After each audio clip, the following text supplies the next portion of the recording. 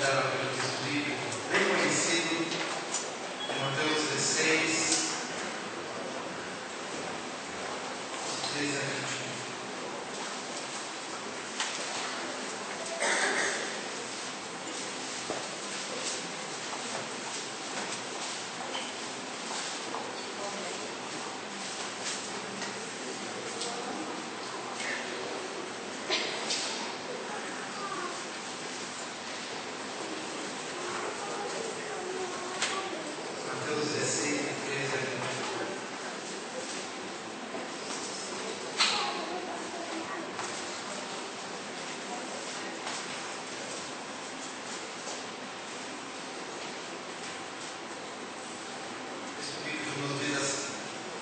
Indo Jesus para os lados de Cesareia de Filipe, perguntou aos seus discípulos: quem diz o povo ser o Filho do Homem?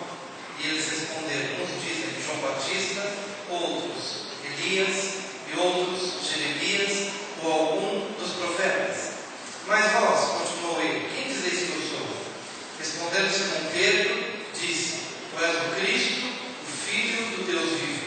Então Jesus lhe afirmou: bem-aventurado és Simão Bar-Jonas, porque não foi carne e sangue que te revelaram, mas meu Pai que está nos céus. Também eu te digo que tu és Pedro, e sobre esta pedra edificarei a minha igreja, e as portas do inferno não prevalecerão contra ela. Dar-te-ei as chaves do reino dos céus. O que ligares na terra terá sido ligado nos céus, e o que desligares na terra terá sido desligado dos céus. Então advertiu os discípulos de que a ninguém dissesse ser ele o Cristo. Desde esse tempo começou Jesus Cristo a mostrar a seus discípulos que lhe era necessário seguir para Jerusalém e sofrer muitas coisas dos anciãos, dos principais sacerdotes e dos escribas, ser morto e ressuscitado no terceiro dia. Querido Pai, pedimos agora a tua ajuda para ministrar a tua palavra. Fala no nosso coração, tira o véu do nosso coração, dos nossos olhos, dá-nos entendimento de quem nós somos em Cristo, de quem tu és, do que estamos fazendo aqui, para onde vamos. Ministra o nosso coração, pedimos ajuda, socorro, o auxílio do teu glorioso Espírito, e te daremos todo o louvor em nome de Jesus. Queridos, o versículo 21 começa a dizer: desde esse tempo começou Jesus Cristo a mostrar a seus discípulos que lhe era necessário seguir para Jerusalém e sofrer muitas coisas dos anciãos, dos principais sacerdotes e dos escribas, ser morto e ressuscitado no terceiro dia. Jesus entra numa nova dimensão de revelação no compartilhar das verdades com os discípulos. Os discípulos tinham ouvido até esse momento de coisas, até esse momento, não relacionadas à morte de Jesus, ou seu sofrimento, ou a sua exposição na cruz e sepultura. Os discípulos até esse momento estavam preparados apenas para vivenciar milagres, curas, ensinos profundos, mas até esse momento Jesus não tinha aberto o coração para dizer: olha, importa que eu vá para Jerusalém, importa que eu sofra, importa que eu caia nas mãos das autoridades, importa que eu vá para a cruz, importa que eu morra. Jesus só começou a revelar sobre a sua morte, sofrimento, cruz e ressurreição a partir da resposta que Pedro lhe deu. Porque Jesus reuniu os seus discípulos e perguntou: o que os homens estão dizendo que eu sou? Então alguns disseram, alguns acham o Senhor Elias, Jeremias ou algum dos profetas. Mas e vocês? Quem vocês dizem que eu sou? E a resposta de Pedro foi contundente. Foi um resumo daquilo que os discípulos também criam. Nós não te vemos como Elias, nós não te enxergamos como Jeremias, nós não te enxergamos como um homem a mais ungido que seja, mas nós não te vemos como um homem semelhante a qualquer homem que já passou entre nós. Não, o Senhor é especial. Tu és o Cristo, e tu és o Filho do Deus vivo. Diga: Deus vivo. E quem é filho do Deus vivo continua dizendo: para sempre. Então diga, o Filho do Deus vivo vive para sempre, na semelhança do seu Pai. Essa resposta foi determinante para Jesus dizer: já que você consegue viver como eterno, já como você, Pedro, e os discípulos conseguem viver para além do sofrimento, para além da injúria, da calúnia, da cruz, já que vocês conseguem viver para além da morte e para além da sepultura, então eu vou precisar dizer para vocês que momentaneamente eu vou passar por sofrimento, momentaneamente eu estarei pregado numa cruz, serei retirado da cruz, irei para a sepultura, mas tudo isso é momentâneo, porque nada vai anular a forma como vocês conseguem viver. Eu sou o Cristo, o Filho do Deus vivo, então o sofrimento é passageiro, a calúnia é passageira, o vitupério é passageiro, a vergonha é passageira, a humilhação é passageira, a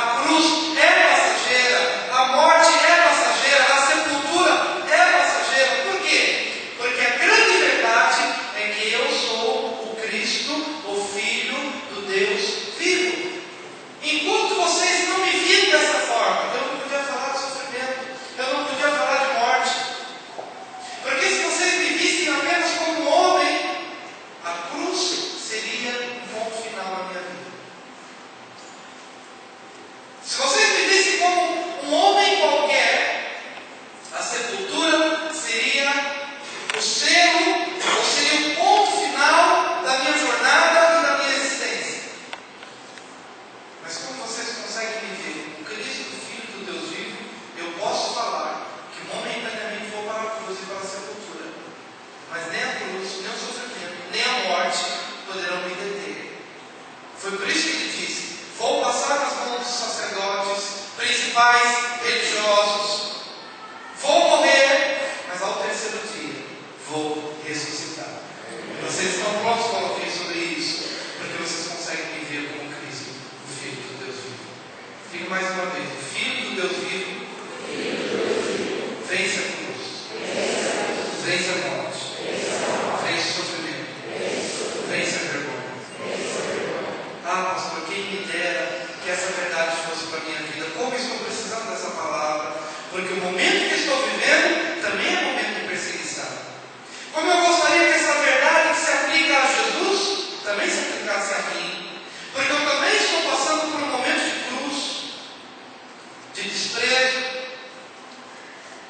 de falta de compreensão, de perseguição. Como eu gostaria que essa palavra se aplicasse a mim, porque eu também estou vivendo um momento de prisão, um momento talvez afastado da minha casa, da minha família. Jesus, no contexto que ele viveu, nos últimos dias, ele estava afastado de todos, longe de todos, triste, ele estava em angústia. A Bíblia declara lá no jardim do Getsemane, e ele fala isso abertamente: a minha alma está profundamente triste, e ela está profundamente triste até a morte.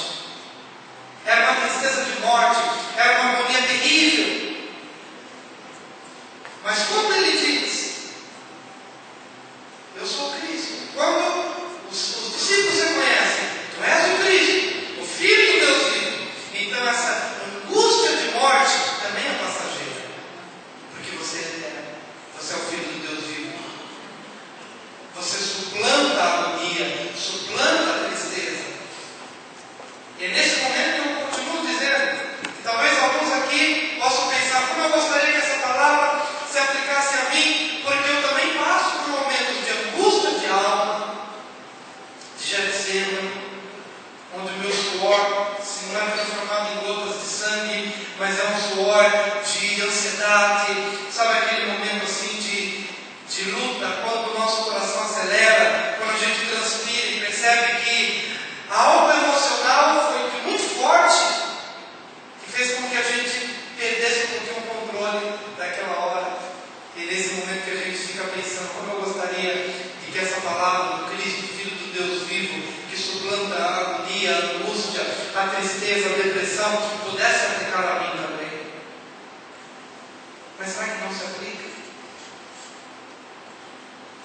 Será que essa palavra somente é para Jesus, o Cristo, o Filho do Deus vivo? Querido, se fosse somente para Cristo, não necessitaríamos pregar a vocês nessa manhã. Mas porque essa palavra exatamente, ela se encaixa como uma luva na minha